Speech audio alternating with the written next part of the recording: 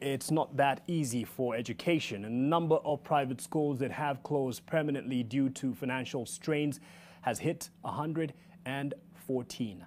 This as a National Executive Committee of the Kenya Private Schools Association holds a crisis meeting tomorrow to deliberate on the way forward as thousands of students face imminent displacement when learning resumes. NTV's Seth Olale reports that the government remains adamant that it has no money to bail out private learning institutions whose fortunes have been dealt a blow by the COVID-19 pandemic.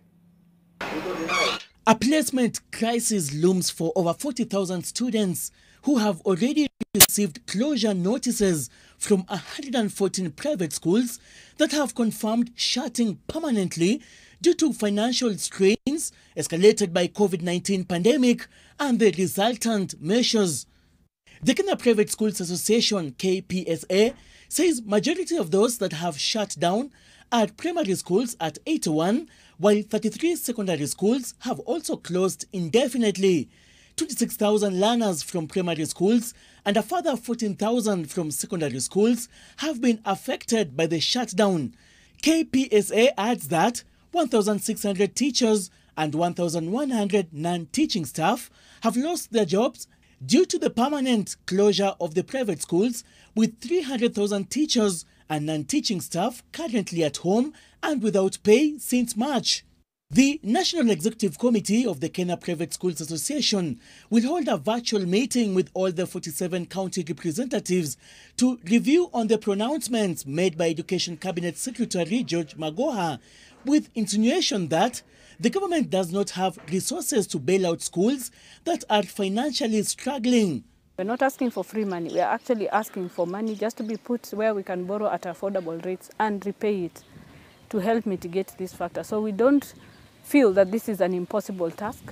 We have seen other sectors being given some relief, some support during this pandemic. Can they find a way of creating a fund from which private schools can borrow with a relatively easy repayment period and interest, so that they borrow from there, they will pay back, but manage to allow them maintain their facilities, maintain their workers. There would then be no reason for most of them to close, because the parents would sit with the schools and agree that if it is 50% of the fee or 60 or 70 that we are going to pay, that should be enough to make sure that they pay the staff salaries, they maintain the schools, and just keep a small profit, which is enough during this crisis.